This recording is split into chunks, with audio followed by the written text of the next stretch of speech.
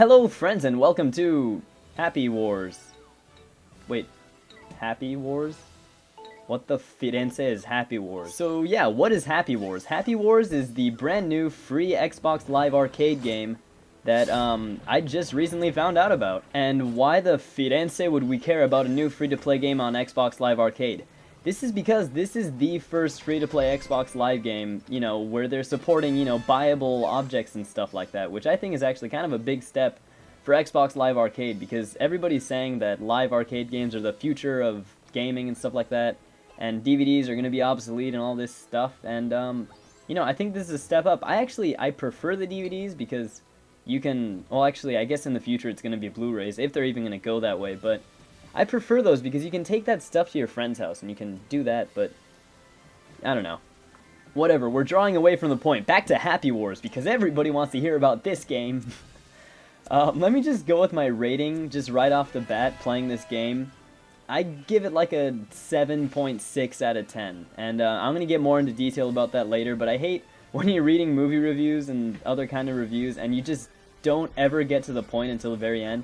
People are just like, wow, that was literally a waste of 20 minutes of my life. And what kind of movie reviews am I looking at that are 20 minutes long? I don't know. Maybe I'm a slow reader or something. So yeah, what is this game? This game is giant teams facing off against each other to take over a castle, the enemy's castle, which is very, very reminiscent of Fat Princess, if you guys have ever played that. It's a PlayStation arcade game, which I actually find extremely enjoyable, despite the whole childlike nature of it. And I think this game is actually a lot more childlike than the other game. But that doesn't really matter to me. I would prefer child-friendly games to, gory Gears of War games or something like that. Just because, why have gore when you don't need it? If the game's fun just at the core, then why would you need gore? Huh, I'm such a rhymer. But yeah, Fat Princess. The game is basically you have big teams and they go against and try and take this princess. But it's interesting because you get to feed the princess and they get fatter. And it's harder for them to carry and all that other stuff. But it's actually, like I said before, it's actually really fun. And this is probably the Xbox Live equivalent of the game. It's not as good. It still needs some screws and bolts to tighten up because, it's a little splifty, if that's even a word. It's not. I'm just going to tell you right now, if you look up splifty in the dictionary, it's not going to be there. But yeah, this game is very similar in many ways. It's got the cartoon-like characteristics. It's got the huge teams, the necessity to work together, and it's got like the class factions that Fat Princess has. At the start of every life, you get to choose between 3 class sets, which is Warrior, Mage, and Cleric, I think is what it is. Yeah, it's Cleric. I double-checked just now, and it is Cleric. So yeah, you get to choose between Warrior, Mage, and Cleric, and you get teammates and stuff like that, and you have special powers. There's always X, which is just the hit button, but the Mage gets them ranged attacks, and the Warrior's shield and stuff like that. But yeah, it's kind of hard for me to give you guys a comprehensive review just because I haven't played it for so long, and it's really, the vocabulary of the game isn't really in my head, so whatever. But it's fun. The gameplay in its core is actually really fun. I think they have something good here. They just need to sort of build on it. And actually, if you look at my characters, they look really dopey. I fixed that. I didn't know you could customize the characters. You can actually, make them look like you if you want them to. They probably wouldn't look like you just because they have circle heads, and what kind of person do you know has a circle head? I don't know. Back to the point. The customization's really nice in the game, and it's a lot like Team Fortress 2 and the item pickup kind of thing. You get to pick up items as you play games, and you can upgrade them, and I think you can craft better weapons with the weapons that you have, which is very similar to Team Fortress 2. And this is where the free-to-play part of the game comes in, because you get to buy weapons and stuff, I think is what it is. And I'm not really sure because I don't ever plan on buying things for this game, because it's just really not, my favorite game. Oh, blasted into the water. Drowning. No bueno. So yeah, that's all I really have to talk about the gameplay. I think we should probably get into the bad things about the actual game. And one, this is a huge problem with the game I see already, is the matchmaking sucks so much. It's really, really bad. You guys have no idea. I was doing my biology homework in the meantime, so the time would pass faster, but it probably took me 20 minutes to get into a match every single time, because the lobbies always disband at the end of every match, which is the stupidest thing I've ever heard. I don't know why that happens, but yeah, that's one thing that's just really bad. And I think it might possibly just be because nobody knows about the game, nobody's played this game before, and so it's just kind of like, you know, not many people there, but hopefully they can improve that. The matchmaking can improve. Because it's a free-to-play game, they don't need to do like recalls or anything on the discs, because there are no discs, which is, you know, I guess a benefit to the whole digital game thing, but regardless, I hate the matchmaking. One other problem that they have in this game is definitely the respawning system, because I really hate countdown timers, because it's just like anticipation mounting until you play, and then if you just die immediately after, what was the point of all that anticipation? It's like a thriller where you're just waiting to see the end, and it's just like Mass Effect 3 ending. Like, no, I don't want to see that. And, yeah. So the respawn system is bad, the matchmaking system is bad, and just little tweaks in the gameplay I think could improve it drastically. I think that would just be the biggest thing to do, because if they just did a little thing here and there just to make it a little more tight, a little more concise, I think the game would be a lot more fun, and it might be able to pass up Fat Princess, because I hold that game in very high regards. But yeah, I think this game has potential. It's just not completely there yet, and I really think you guys should check it out. It's a free-to-play game, just like Gotham City Imposters, just like Team Fortress 2.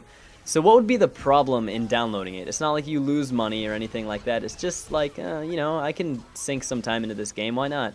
I have a free Saturday. I mean, that's actually how it happened for me. I was just looking around through the Xbox Live game dashboard thing, and it's just like, hey, Happy Wars, this game exists. And I was like, whoa, what is this? And then my entire Saturday was gone to the game. It's actually really fun, and I think one thing that would really make this game a lot more fun is if you played it with friends, because I don't really have any friends that play Xbox anymore, so it's just kind of me, like, by myself.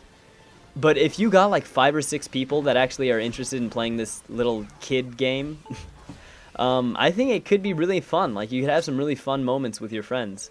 But yeah, so that's about it. I gave it a 7.6 out of 10 just because, you know, it has good gameplay. It's a good idea. It just needs some tweaking. And yeah, that's about it. So yeah, I guess I can talk about the one thing that's been plaguing my mind like Cinnabons to fat people.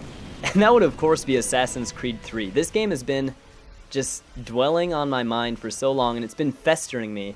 And basically what I did was I just played Assassin's Creed 2 and Brotherhood just to get back into the mood for Assassin's Creed. And I am really excited, which is definitely not a good thing, because not only does it come out in 15 days, which is a pretty long time, but also because, you know, what if my expectations become too high and then the game's actually pretty darn shitty? Like, what do I do then? I really don't want to hold it up to the expectations of Assassin's Creed 2, because that game was just phenomenal. I played it back again, and I'm actually like halfway through the campaign already, but it is 600 times better than Assassin's Creed Revelations. And that doesn't mean that Revelation is a bad game in any sense, but it's just that this game blows it out of the water, because the story is awesome, the gameplay is awesome, the game is just awesome. And yeah, that's what's been on my head. So yeah, since I've just recently turned 17 in August, I was actually my cousin recruited me to pre-order Assassin's Creed 3 for him, because, you know, he can't really get it because he's under 17. And so I did that, and, you know, got me more excited for Assassin's Creed, so much so that I just changed my entire computer to simulate the Animus. If you guys are familiar with Assassin's Creed, I don't know.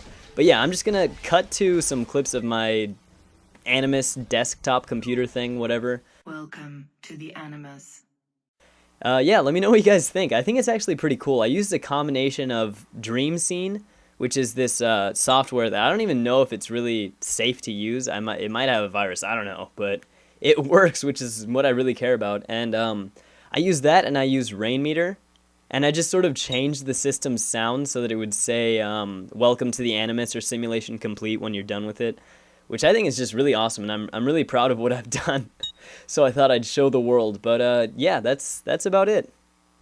So yeah, let me just show you the simulation complete thing real quick. I'm just gonna lock my computer. Simulation complete. Oh, so exciting! So yeah, I'm excited, and I know that the actual woman's voice is the Animus from Assassin's Creed 1, or the Abstergo Animus. The Animus desktop that I have is Animus 2.0, and I don't even care about the little details, just as long as I can pretend that I have an Animus on my computer. But yeah, that's pretty much it. The gameplay is just about done. We won the game, by the way. I don't think it matters because I had fun, and when you have fun, everyone's a winner. whatever. Yeah, so if you liked the video, please give it a like. Check out Happy Wars. It's free to play if you have an Xbox. And yeah, that's about it. Thank you guys for watching. Until next time, this is your host, signing off.